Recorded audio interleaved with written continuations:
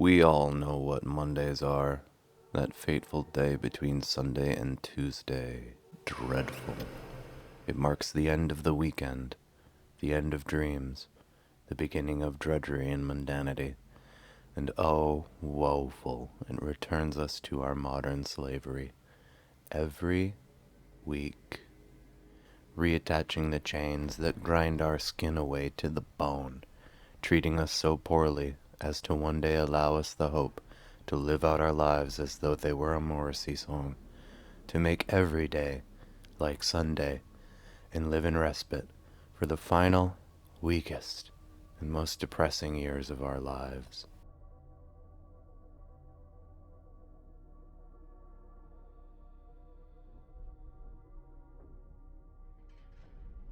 Jim Davis, and by association Garfield, are aware of the behemoth that belies the burning away of our weekends. Some cultures even start their weeks on Sundays. They realize the lubrication required to absorb the impact, absorb the atrocities that befall this bedeviling day of the week. Several religions even require it to be a day of fasting or celebration. Islam and Judaism adhere to the fasting, while the Latter-day Saints call it FHE, or Family Home Evening. Just thinking of a night in with the Mormons sends shivers down the common man's spine.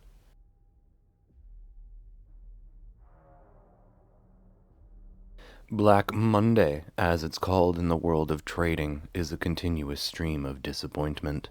October 28, 1929, U.S. stocks fell 13% while trading volumes skyrocketed. Traders seeing the pending downturn couldn't dump their shares quick enough. Almost 100 years ago, stocks slumped $14 billion. This was just on the first day, that Black Monday. Again, in 1987, October 19th, Monday, the largest single-day dip of all time, as the Dow moved 22% and the S&P dropped over 20%. Again, in August 2015 in China, proving that it's not just a Western phenom. On April 15th, 1912, another Monday.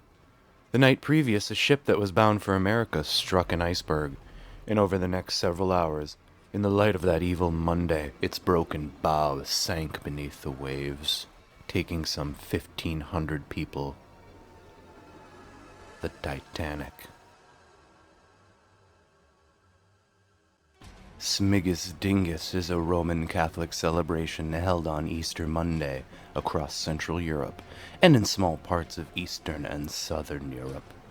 The tradition is widely associated with Poland and it is observed by Polish diaspora communities, particularly among Polish Americans who call it Dingus Day. Traditionally, boys throw water over girls and spank them with pussy willow branches on Easter Monday. This is accompanied by a number of other rituals, such as reading verses from the Bible after spanking girls, and holding door-to-door processions, in some regions involving boys dressed as bears or other creatures. The origins of the celebration date to pagan times before 1000 AD.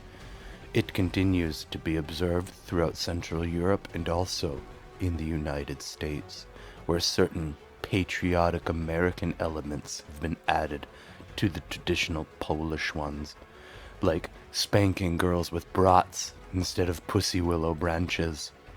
Just another manic Monday. On August 6th, 1945, you guessed it, another Monday. World War II had been raging for years. By this point, the world was on its toes. North America was feeling the pressure of what coulds and what shoulds, even after Allied powers had defeated Germany in Europe. Meanwhile, the rest of Eastern Europe lay in tatters, battered by artillery and covered in bones and conflict that asked for far too much of its people, and took even more. While the dust was settling on Europe, Japan swore to fight until the bitter end. Until that day, it is. The first atomic bomb was dropped on that day, August 6th, 1945, a Monday. The body count is still up for debate. They lie somewhere between 70 and 135,000.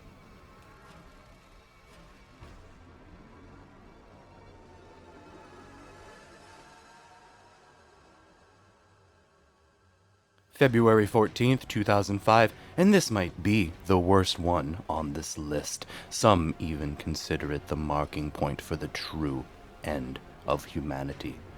The true day when we cast all morals aside and sold our collective soul to the proverbial devil.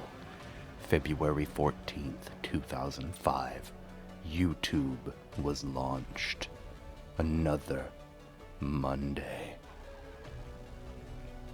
March 23rd, 1857, a year set amongst invention, collaboration, and ingenuity.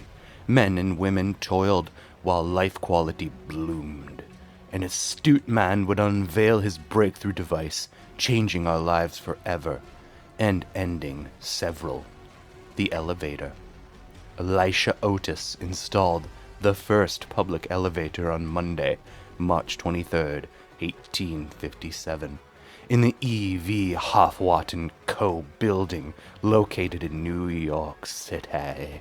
The 5-story building in Soho occupied 3 floors of ornate china, glassware, and textiles. Workers in the top 2 floors created custom-cut glass and painted dinnerware. It was used to safely transport these delicate works of art, but how many lives has this invention claimed? Don't worry, elevators only seriously injure around 17,000 people per year, and they only kill 30 of those as well. Remember to take the stairs next time you're headed into work, especially if it's a Monday.